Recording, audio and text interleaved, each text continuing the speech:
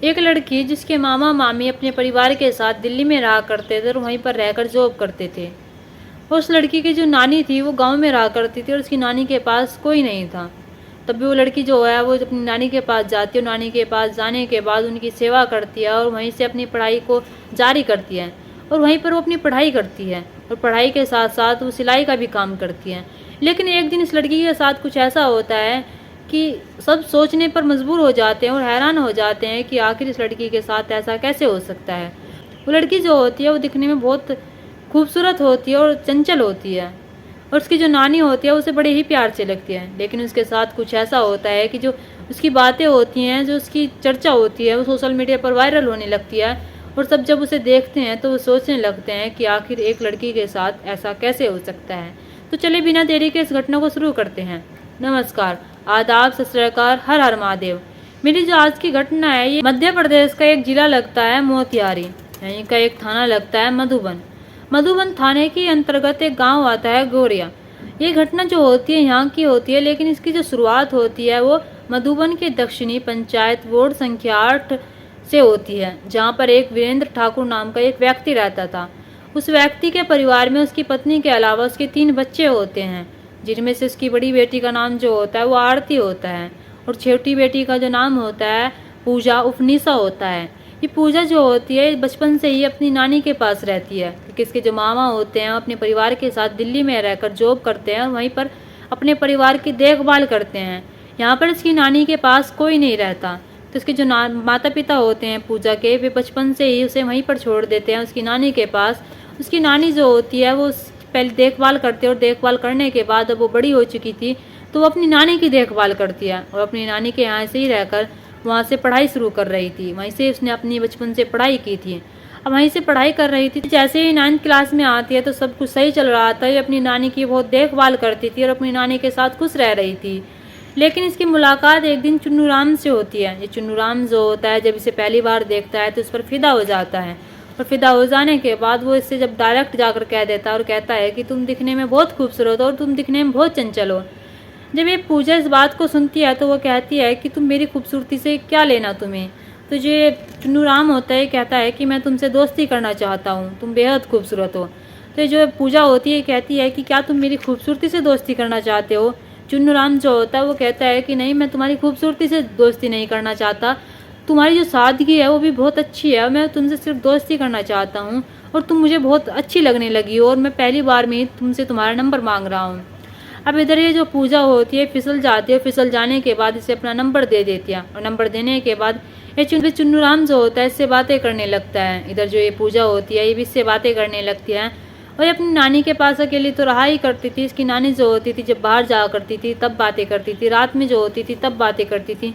अब इनकी जो बातों का सिलसिला होता है बहुत आगे तक चला जाता है और जब दोस्ती से इन्हें प्यार हो जाता है, प्यार होने के बाद इनकी जो डिमांड होती है अब मिलने की होती है। अब चुन्नू राम जो होता है ये कहता है कि मैं तुमसे मिलना चाहता हूँ। इधर ये जो पूजा होती है भी कहती है कि हाँ, मिलने का तो मन मेरा भी बहुत है, लेकिन हम मिलेंगे तो मिलेंगे कैसे। चुन्नू राम जो होता है वो कहता है कि जहाँ मैं तुम्हें बुलाऊंगा तुम्हें वहाँ पर आना होगा। इधर पूजा जो होती है ये भी वहीं पर चली जाती है जहाँ पर चुन्नू राम बुलाता है और इन दोनों के भी शारीरिक संबंध बन जाते हैं। अब शारीरिक संबंध बनने के बाद अब इनका जो सिलसिला होता है इन चीज़ों का ये और बढ़ जाता है। अब ये जो लड़की होती है जिसका नाम पूजा होता है इसे अपने घर भी बुला लिया करती थी जब ये इसकी नानी इसके घर पर नहीं होया करती थी। अब उसके घर पर बुलाने के बाद उसके साथ घर में ही शारीरिक संबंध बनाया करती थी और जिनके चर्चे थे वे शायद कहीं ना कहीं गांव वालों को भी पता लग चुकी थी, लेकिन गांव वाले कुछ कहते नहीं थे। अब गांव वाले जो होते हैं उसकी नानी से बताने से पहले एक दिन जो इसकी नानी होती है वो मार्केट जाती है और मार्केट जानते हुए कहती है कि बेटा तुम ध्यान रखना अपना, मैं थोड़ी देर में ही वापस आ जाऊंगी, दोपहर का समय होता है। जो होती है चुन्नू राम को कॉल करती है और कहती है कि घर पर आज कोई नहीं है, तुम आ सकते हो, क्योंकि नानी जो है मार्केट गई हुई है। तो चुन्नू राम जो होता है उसके घर पर आ जाता है। घर पर आने के बाद उनका जो सिलसिला होता है शारीरिक संबंध बनाने का ये जारी रहता है। अब इसकी जो नानी होती है वो मार्केट से जल्दी आ जाती है। जल्दी आने के बाद जब वो देखती है कि ये लड़की जो है ये किसी जब वो मार्केट से आती है, मार्केट आने के बाद जो अपने घर में देखती है तो ये पूजा जो होती है वो चुन्नू राम से शारीरिक संबंध बना रही होती है, वो आपत्तिजनक में होते हैं। तो जो इसकी नानी होती है वो देखती है तो देखते ही आग बबूला होने के बाद ये पूजा को 2 थप्पड़ मारती है। इधर चुन्नू राम जो होता है कपड़े पहनकर भाग जाता है और भाग जाने के बाद इसके आसपास भी नहीं आता। अभी पूजा जो होती है कहती है कि नानी मुझसे गलती हो गई, मुझे माफ़ कर दो। इसकी जो नानी होती है वो कहती है कि तुम्हारी ऐसी भी क्या गलती, तुम किसी के साथ शारीरिक संबंध बना रही हो और तुम्हारी उम्र ही क्या है अभी। लेकिन पूजा जो होती है अपनी नानी के सामने रोने लगती है और गिड़गिड़ाने लगती है और कहती है कि नानी प्लीज़ तुम मम्मी पापा को मत बताना, नहीं तो मम्मी पापा आपसे अलग कर देंगे, मुझे आपके यहाँ से अपने घर बुला लेंगे। तो जो उसकी नानी होती है वो भी कहीं ना कहीं सोचती है चलो बालक है, बच्ची है, इससे गलती हो गई, मुझे माफ़ कर देना चाहिए। अब उसकी नानी जो होती है वो कहती है कि आज के बाद अगर मैंने तुम्हें देखा तो सही नहीं होगा, अच्छा नहीं होगा। ये पूजा जो होती है वो कहती है कि ठीक है नानी, मैं आज के बाद चुन्नू राम से कभी नहीं मिलूंगी। अब 2 दिन बाद ये चुन्नू राम जो होता है फिर पूजा से मिलता है। पूजा से मिलने के बाद कहता है कि क्या तुम मुझसे प्यार नहीं करती। पूजा जो होती है कहती है कि मैं तुमसे बहुत प्यार करती हूँ। तो चुन्नू राम जो होता है वो कहता है कि तुमने मुझसे 2 दिन से बात क्यों नहीं की।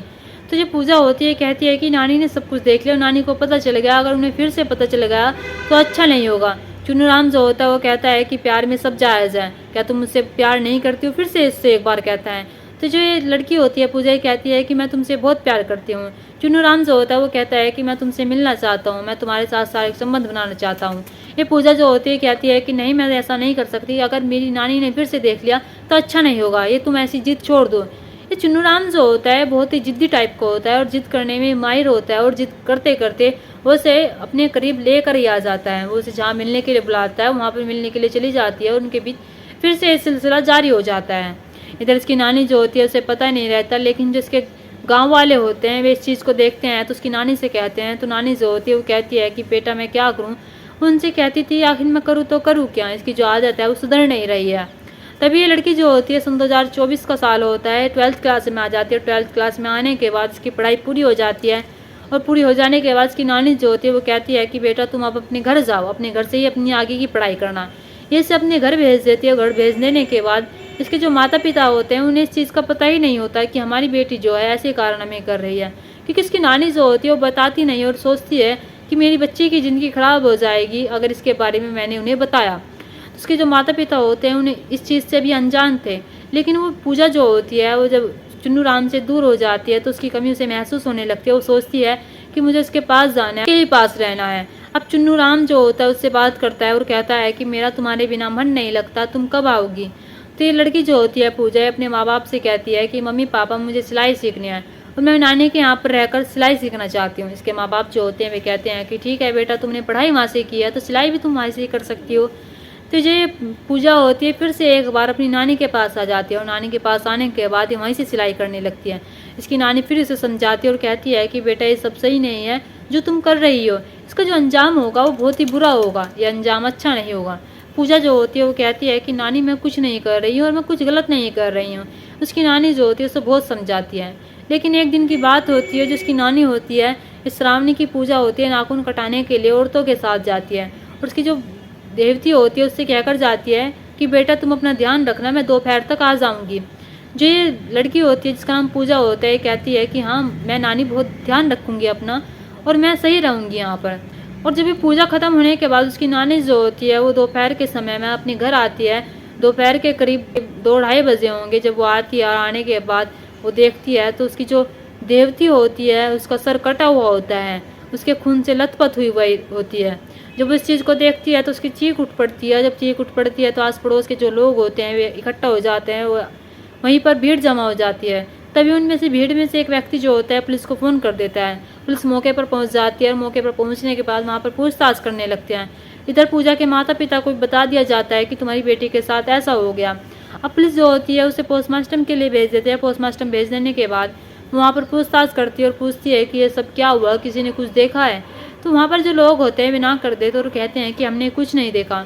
उसकी जो नानी होती है वो कहती है कि हाँ कुछ महीने पहले मैंने चुन्नू राम को अपनी पूजा के साथ देखा था और वो इसके साथ शारीरिक संबंध भी बनाता था और इसके साथ प्यार भी करता था और इसके साथ शादी भी करना चाहता था। गांव वाले जो होते हैं वे भी कहते हैं कि हाँ हमने भी कई बार उन्हें देखा था, लेकिन हमने इनकी नानी से भी कहा था, लेकिन ये कह रही थी कि मैं क्या करूँ बेटा। ये पूजा और चुन्नू राम की कहानी होती है। इनका जो अफेयर होता है वो आसपास के ही गाँवों में बहुत फेमस हो जाता है और गाँव वालों को पता चल जाता है कि चुन्नू राम और ये जो पूजा है इसका अफेयर चल रहा है, इनके बीच ऐसे ऐसे संबंध बन रहे हैं। अब पुलिस वाले जब ये बात सुनते हैं तो पुलिस वाले जो होते हैं चुन्नू राम का एड्रेस लेते हैं। एड्रेस लेने के बाद वे उसके घर जाते हैं। घर जाने के बाद देखते हैं कि चुन्नू राम तो वहाँ पर था ही नहीं, वो तो फरार हो चुका था। अब पुलिस वालों के लिए ये जानना जरूरी था कि अगर चुन्नू राम इससे इतना प्यार करता था, उसने इसको मारा क्यों? क्या चुन्नू राम ने इसे मारा है या फिर किसी और ने इसे मारा है? अब उनके मन में बहुत सारे सवाल आ रहे थे। उनका सवाल जवाब वही दे सकता था जिसने पूजा के साथ ये सब किया था। अब पुलिस वाले जो होते हैं चुन्नू राम का नंबर लेते हैं। चुन्नू राम का नंबर लेने के बाद उसका फ़ोन ट्रेस करते हैं। ट्रेस करने के बाद उसकी लोकेशन पर जाते हैं और चुन्नू राम को गिरफ्तार करके लेकर आते हैं। गिरफ्तार करके लेकर आने के बाद ये पूछते हैं, क्या तुमने पूजा को मारा है? पूजा के साथ तुमने ऐसा क्यों किया? तो पहले तो बताता है कि मैंने ऐसा कुछ नहीं किया और मुझे नहीं पता उसके साथ क्या हुआ है, तुम्हारे पास क्या प्रूफ है? तो पुलिस वाले जो होते हैं वे कहते हैं कि तुम ही उससे बात करते थे और तुम ही उसके टच में थे और तुमने शायद कुछ महीने से उससे बात भी नहीं कर रहे थे। तो ऐसा क्या हुआ? शायद तुमने उससे अपनी खुन्नस निकाल लियो और तुम उससे तो इतना प्यार करते थे, उससे शादी करना चाहते थे, तुमने उसके साथ ऐसा क्यों किया? तो चुन्नू राम जो होता है पहले तो ना करता है, लेकिन जब पुलिस वाले दबाव डालते हैं तो एक कहानी बताता है। ये बताता है कि मैं उससे बहुत प्यार करता था पूजा से और उसके साथ शादी भी करना चाहता था और हम 4 साल से एक साथ रह रहे थे।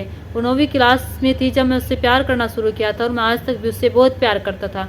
लेकिन उसकी नानी जो होती वो उसे भी इस बात का पता चल गया था कि हम दोनों के बीच शारीरिक संबंध बनते हैं, हम दोनों एक दूसरे से प्यार करते हैं। और इस बात का पता उसके माँ बाप को भी लग गया था क्योंकि पूरे गांव में उसकी चर्चा हो गई थी और आसपास के गांवों में भी चर्चा हो गई थी। उसके माँ बाप जो होते हैं वे उसके घर आते हैं। घर आने के बाद उस गांव में पंचायत बिठाते हैं। पंचायत में कहते हैं कि हमारी बेटी से दूर रहे।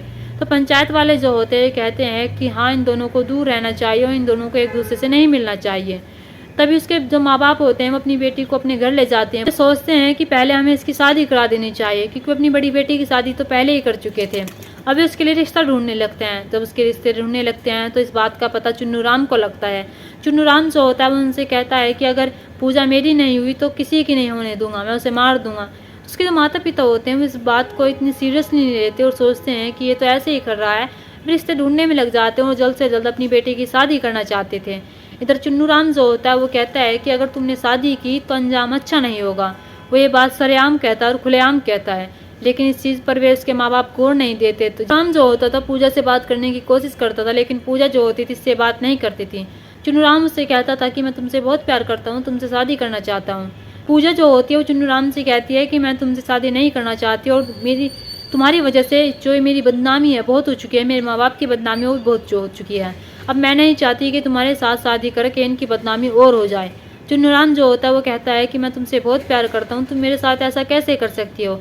अब चुन्नू राम जो होता है पूजा जो होती है एक दूसरे से बात बंद कर देते हैं और इनमें 4-5 महीने तक कोई बात नहीं होती। चुन्नू राम को आस होती है कि पूजा उसके पास जरूर आएगी, पूजा उसके बिना रह ही नहीं सकती, वो उससे बहुत प्यार करती है। लेकिन जब 4-5 महीने तक उसके पास कोई कॉन्टैक्ट नहीं आता, उसके पास पूजा का कोई कॉल नहीं आता, पूजा उससे मिलने की कोई कोशिश नहीं करती, तो चुन्नू राम जो होता है उसे गुस्सा आता है। गुस्सा आ जाने के बाद चुन्नू राम जो होता है वो कहता है कि मैं तुम छोड़ूंगा नहीं, तूने मेरे साथ अच्छा नहीं किया। पूजा जो होती है इसका कुछ सिलाई का थोड़ा सा काम रह गया तो फिर से अपनी नानी के यहाँ पर आती है। नानी के यहाँ पर आने के बाद उसे पूरा करने के लिए आती है। पूजा के लिए जब जाती है तो चुन्नू राम जो होता है इसकी इंतज़ार कर रहा होता है कि कब यहाँ से इसकी नानी जाए और कब इसके पास ये जाए। अब चुन्नू राम जो होता है जब उसकी नानी वहाँ से निकल जाती है तो उसके पास जाता है। उसके पास जाने के बाद उससे कहता है कि मैं तुमसे बहुत प्यार करता हूँ और मैं तुमसे शादी करना चाहता हूँ। लेकिन पूजा जो होती है इनकार कर देती है और कहती है कि मैं तुमसे शादी नहीं करना चाहती। अब जब इस बात को चुन्नू राम सुनता है तो उसे गुस्सा आ जाता है और वो कहता है कि देख लो, अगर तुम मेरी नहीं हो सकती तो मैं तुम्हें किसी और की नहीं होने दूंगा। अभी पूजा जो होती है कहती है कि तुम ये कैसी बहकी बातें कर रहे हो। अभी चुन्नू राम जो होता है अपने 2 दोस्तों को बुलाता है। 2 दोस्तों को बुलाने के बाद ये पूजा की हत्या कर देता है। हत्या करने के बाद ये फरार हो जाता है। पुलिस वाले जो होते हैं वे कहते हैं कि हमें शक तो तुम पे पहले हो चुका था क्योंकि तुम अपने घर से फरार हो चुके थे, लेकिन हमें तुम्हारे मुँह से जानना था कि आखिर तुमने उसके साथ ऐसा क्यों किया। क्या तुम्हें थोड़ी सी भी दया नहीं आई जिसके साथ 4 साल तक थे, जिससे तुम शादी करना चाहते थे, जिससे तुम इतना प्यार करते थे, तुमने उसकी ही जान ले ली। तो चुन्नू राम जो होता है कहता है कि मैं उससे बहुत प्यार करता था और मैंने अपने प्यार का सबूत दिया है। वो अगर मेरी नहीं हो सकी तो मैंने उसे किसी और का भी नहीं होने दिया। जब पुलिस वाले इसकी ये बात सुनते हैं तो वे कहते हैं कि तुम पागल ही नहीं माँ पागल हो। पुलिस वाले जो होते हैं उसे जेल में भेज देते हैं। अब इधर से पूजा के माँ बाप होते हैं वे सर पकड़ कर रोने लगते हैं और जिसकी नानी होती है वो भी रोने लगती है। चुन्नू राम जो होता है और पूजा जो होते हैं इनके बीच ऐसे संबंध बने हुए थे कि एक दूसरे के बिना रह ही नहीं सकते थे। इन्होंने एक दूसरे से शादी करने का वादा किया था, लेकिन पूजा जो होती है मना कर देती है और कहती है कि मुझे तुमसे शादी नहीं करनी चाहिए। इसलिए चुन्नू राम को गुस्सा आ जाता है और वो ऐसा कदम उठाता है जो सही नहीं होता, वो पूजा की जान ही ले लेता है। दोस्तों, इस घटना को सुनाने का मकसद मेरा आपका दिल दुखाना नहीं था, आपको परेशान करना नहीं था, आपको घटना के बारे में बताना था और आपको जागरूक करना था। आप अपने परिवार के साथ खुश रहिए। नमस्कार।